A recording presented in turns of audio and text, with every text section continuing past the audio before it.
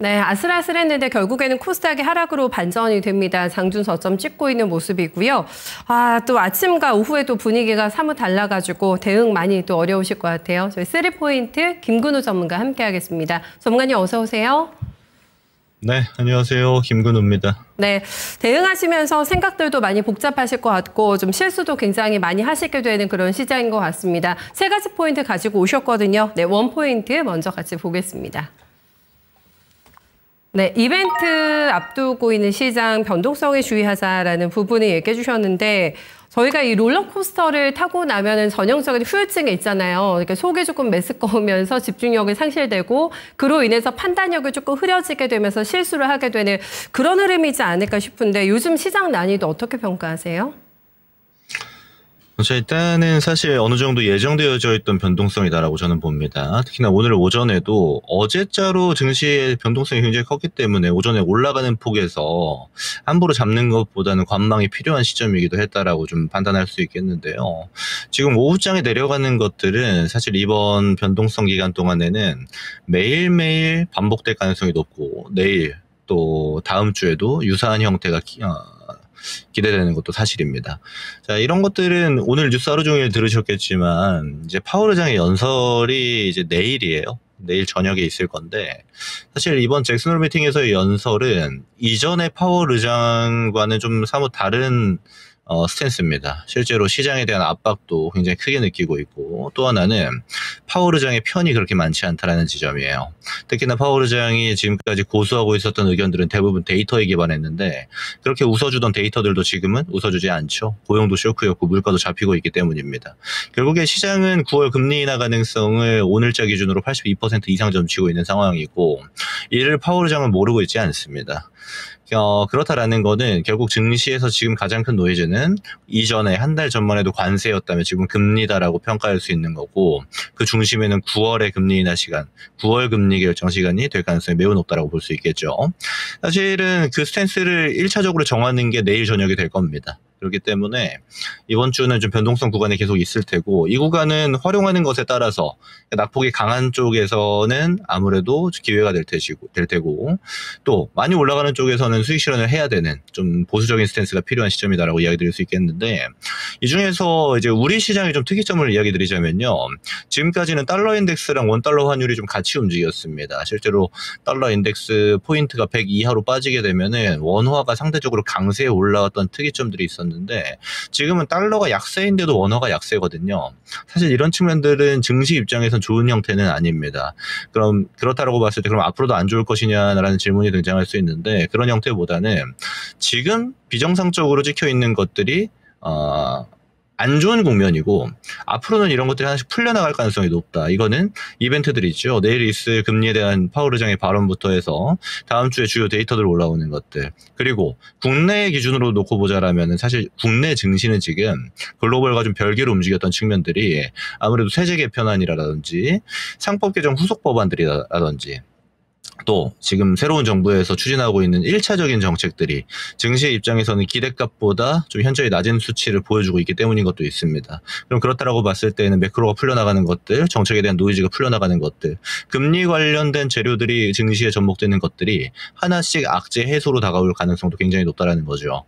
그러면 지금은 제가 아까 랭킹쇼라는 프로그램 통해서도 이야기 드렸지만 좋은 섹터 중에서 밀리는 애들은 잡아가야 되는 시즌입니다. 현금 관리는 올라가는 애들 안에서 해야 되고 좋은데 빠지는 애들 안에서는 매수로 대응해야 되는 거죠. 그래서 다소 난이도가 좀 높다라고 느끼실 수 있겠지만 지금은 그런 유기적인 움직임이 상당히 필요한 시즌이다. 이렇게 요약을 할 수가 있겠습니다. 가장 시일이 근접한 이제 잭슨홀부터 무게중심 두시고 얘기를 해주셨는데 파월의 압박이 있고요. 지금 연준 내부의 분열과 경제 지표도 혼재되면서 삼중고에 시달리고 있는 상황에서 전 세계가 파월의 입에 다 집중을 하고 있는데 우리 증시에 가장 도움이 될 만한 현실적인 이번에 시나리오는 어떤 거라고 보세요? 잭슨홀에서요? 사실 가장 좋은 시나리오는 저는 이제 중장기적으로는 한 번 정도의 금리 인하가 발생할 수 있게끔 만들어주는 파월 의장의 이야기들이 가장 도움되는 거라고 보고요. 미국에서는 지금 B컷에 대한 가능성도 뭐 솔솔 이야기는 나오고 있습니다만 사실 금리를 좀 과격하게 변화시키게 되면 증시 입장에서는 아무래도 위험자산군이 많이 분포되어 있는 증시 입장에서는 변동성이 세게 잡힐 수가 있습니다. 그래서 개인 투자자분들 입장에서는 큰 하락보다는 금리에 대한 안정적인 이제 우리가 흔히 말해 소프트 랜딩이 있죠. 이런 형태로 진행되는 게 좀 필요하다. 다만 근데 그럴 가능성은 100% 점치기는 어렵지만 지금 상태에서는 제가 보는 뷰에서도 9월 금리는 한 번 정도는 가능하다라고 좀 이야기를 드려보도록 하겠습니다. 네, 원하는 답변을 좀 드릴 수 있을까요? 네, 금리나 시그널 나올지 함께 보도록 하겠습니다. 2포인트 네, 넘어갈게요. 두 번째 포인트입니다. 눈치 보기 장세가 곧이라고 얘기하셨어요. 곧 종료가 될 거다. 종료 시기도 시기지만 끝나고 나면은 상방인가 하방인가 이제 그게 가장 궁금하시잖아요. 조금 들어볼까요? 사실 이 눈치 보기 장세가 곧 종료된다라는 건 지수의 상승을 이야기 드리는 게 아닙니다. 전 섹터에서 이야기 드리고 싶은 거고요. 대표적으로 어제 원전이 이제 가장 노이즈였고 오늘은 또 원전이 대장의 역할을 하고 있습니다. 전 이게 거의 정해져 있는 형태라고 이야기 드릴 수 있겠습니다. 어제 제 공개 방송을 들으신 분들은 아시겠지만 어제로 두산 에너빌리티 돌려볼게요. 이런 시점이었고 실제로 추세가 깨졌다라는 의견들이 굉장히 난무했던 때였죠. 제가 어떻게 이야기 드렸냐면 저도 삽니다라고 이야기 드렸어요. 왜 그 정도로 자신 있게 이야기 드렸냐? 원전이 지금 발생하고 있는 노이즈는 정부에서 만드는 정부의 의견들이 정치화되어져 있기 때문입니다. 이게 원전 산업군으로 보기 때문에 그렇게 악재가 아니에요. 제가 설명드린 내용 간단하게 요약드리자면 예를 들어서 지금 원전 기업들의 원천 기술 같은 경우는 결국 미국이 가지고 있고 그 미국이 가지고 있는 기술을 우리가 공동 개발을 했습니다. 거기에 파생되어져 나온 게 최신화된 독자 모델이거든요. 이 또한 사실 분쟁으로 들어가게 되면은 당연히 미국은 로열티를 요구할 수밖에 없는 상태죠. 근데 로열티 같은 경우는 보통의 경우 산업마다 조금 차등은 있긴 합니다만 5% 이상부터 쳐줍니다. 근데 그럼에도 불구하고 지금 체코 원전 수주 같은 경우는 한 기당 수주액이 13조인데도 불구하고 2천억 정도 로열티를 제공하거든요. 1.8% 정도입니다. 결국에는 우리가 계약을 굉장히 잘했어요. 그리고 앞으로 추진될 그리고 미국에서 원전이 앞으로 추가적으로 지어질 것들이 200기 이상 예상되어지는 만큼 파운드리라고 볼 수 있는 국내 기업들 같은 경우는 사실 미국이랑 같이 하는 게 훨씬 더 유리할 가능성이 굉장히 높죠. 네. 근데 이런 측면들이 아무래도 정치화되어서 언론에서 지금 다루다 보니까 굉장히 좀 악재인 것처럼 보여지지만 실제로는 그렇지 않다라고 이야기 드리는 거고 그런 노이즈 속에서 빠질 때에는 그냥 과감히 잡아야 된다고 말씀을 드리는 겁니다. 저는 같이 이야기 드리고 싶은 게 지금 원전주들이 다 같이 올라오죠. 뭐 스몰캡들 예를 들면 뭐 보성파워텍 같은 종목들 또 한전기술 같은 설계 종목들 같이 올라옵니다. 여러분 옥석 가리기 좀 하셔야 됩니다. 무슨 말이냐? 여기에는 끌고 가도 되는 애들이 있고 지금같이 재료 받을 때 매도해야 되는 애들이 있습니다. 대표적으로 보성파워텍 같은 경우는 실제로 실적으로 연결되는 뷰까지는 당연하겠지만 이제 후발 형식이기 때문에 시간이 또 많이 걸리죠. 근데 게다가 덧붙여서 이 모멘텀 같은 경우가 원래 받지 않았던 기업입니다. 오늘 새롭게 재료받고 올라가는 형태인데 이런 상태에서는 보유하고 계셨던 분들은 지금부터 올라가는 국면에 있을 때는 분할 매도 대응이 당연히 유리한 거죠. 근데 기존에 이제 대장으로 볼 수 있는 두산 에너빌리티, 또 두산이라든지 뭐 현대건설, BHI 같이 기존 대장 종목들은 추세에 다시 올라탔다라고 판단할 수가 있는 겁니다. 다만 지금 아무래도 원전을 떠나서 시장 단위 변동성이 좀 등장할 수 있기 때문에 뭐 비중 조절 정도의 전략이 들어가면 딱 안성맞춤이 될 수 있겠죠. 저는 이 원전주들이 사실 안으로 들어가 보면 기자재 기업들까지 하면 굉장히 많아요. 근데 전반적으로 지금 재료가 좋다 보니까 같이 수급을 받습니다. 그래서 원전 아무거나 사도 되나? 이런 형태로 접근하는 거는 전 다소 좀 불리한 형태다라고 판단하는 거고 옥석 가리기 꼭 하셔야 된다고 말씀드리고 싶고요. 두 번째로 얘기 드리고 싶은 건 소비재 영역입니다. 한국 홀마부터 해서 최근에 이제 화장품주들이 급락 한번 했었죠. 생산으로 보면 코스맥스 같은 기업들. 물론 메카코리아는 실적이 좋으면서 안 빠졌지만 이 두 개의 기업이 하락을 좀 주도했었고 그리고 덧붙여서 실리콘투라든지 이제 미국향 소비재 기업들이 같이 빠졌었습니다. 지금 보면 다시 올라옵니다. 코스맥스 같은 경우는 제가 야인시대에서 요날이었던 것 같아요. 이런 가격부터는 사기 시작해야 된다고 말씀을 드렸었는데 실제로 회복 다 하고 올라가고 있죠. 지금에 와서 보면 또 좋은 내용 많이 들리잖아요. 이런 게 중요하다라는 겁니다. 지금 시장은 좋은 섹터에서 막 고공행진하다가 급락이 자주 나와요. 없는 분들은 이 좋은 애들이 급락 나올 때 악재가 실제 이 기업한테 악재인지 아니면 시장이 과민 반응하는 건지를 구분할 필요가 있다는 겁니다. 그런 관점이 있다는 분들은 아무래도 빠졌을 때 사셨던 분들, 제 의견에 좀 공감하셨던 분들은 채우셨을 텐데 저는 기대값이 소비재들 그대로 높다. 그리고 덧붙여서 하반기에 이제 한알령 해제 재료가 더 붙을 겁니다. 그럼 그랬을 때는 이 화장품 기업들이 미국향에 좀 국한되어져 있다가 중국향 기업들 있죠.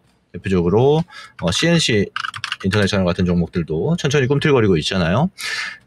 이제 형태가 좀 달랐던 기업들까지 같이 주목받을 가능성이 높다라는 겁니다. 그래서 기존의 대장주라고 평가할 수 있는 APR이나 파마 리서치 같은 기업을 좀 제외하더라도 그 안에서 순환매가 기대되어지는 만큼 지금의 변동성 구간을 활용할 필요는 있다. 이 정도로 좀 말씀을 드리고요.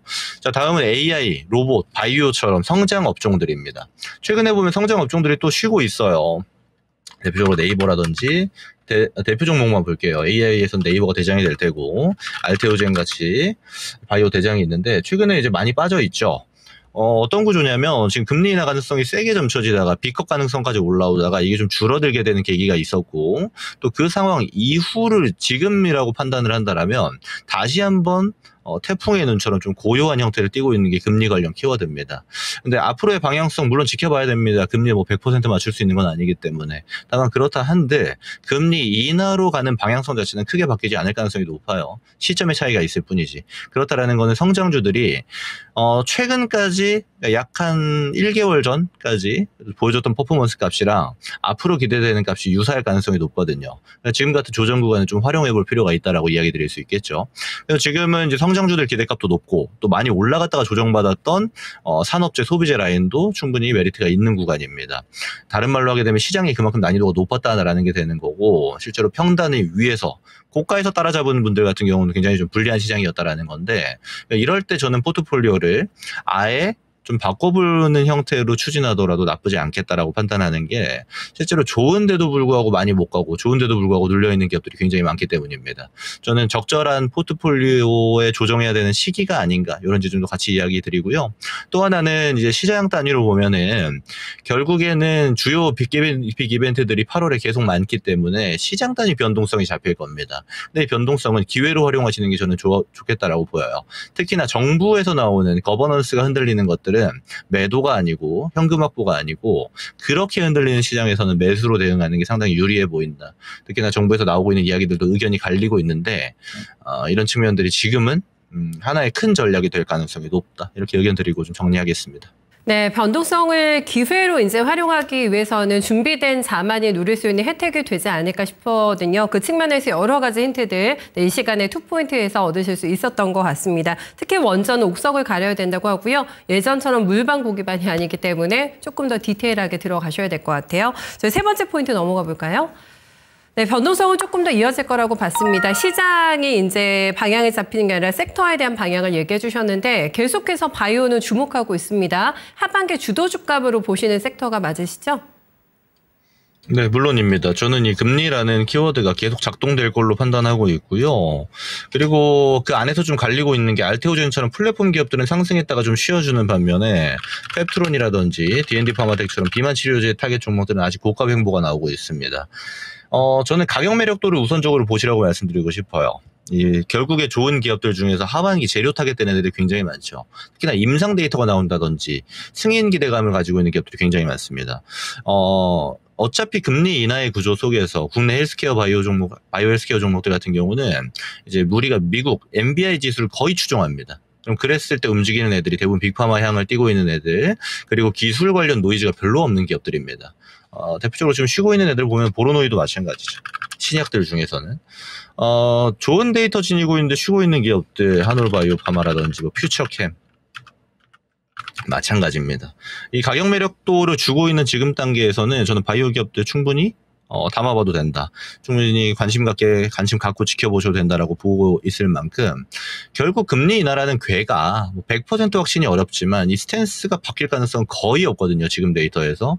그럼 그렇다면 지금 싸져 있는 기업들 관심 있게 봐야 되는 거는 계속 마찬가지다. 저는 그래서 데이터 분석까지 가능하신 분들 같은 경우는 조금 작은 기업들 괜찮아요.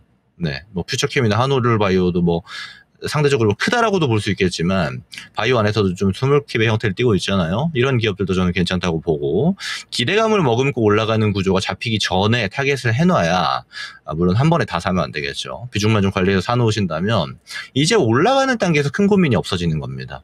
결국 우리가 보는 게 올라간 다음에 이거 살까 말까를 맨날 고민해요. 그게 이제 어려워지는 겁니다.